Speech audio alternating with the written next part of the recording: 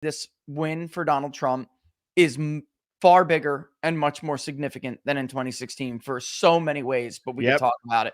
All right. But I'm talking about mandate wise. This is way bigger. It's so much more significant. But I remember Paul Ryan going to the microphone and saying, he heard a voice nobody heard, and we're just going to have to listen to the voice of those people. And then he goes right on to stab everyone in the back. Okay. Yeah, for real. For real. I am going to issue a warning to Republicans right now. Americans gave you a mandate you have not been handed since Ronald Reagan. If they will never give it to you again in your recent memory. They will turn their back on you. They will be Trump-only voters. You won't see them ever again. Maybe when your kids grow up and they're in the generation where you're at now, this is a moment where Americans expect you to rise to the occasion and deliver on what you promised them.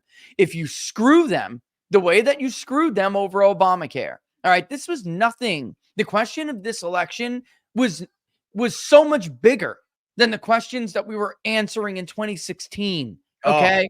Pre-existing conditions, maybe a Supreme Court nomination, which is always very important.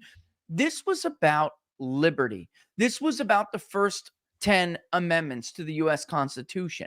This was about whether or not we would suffer political prisoners in this country. This was about whether or not we would suffer political violence. This election made us revisit the question of, are we going to let our government kill our presidents when they don't like them? Okay. This is so much more.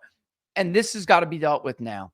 And if you let them down, they will never back you in this form ever again.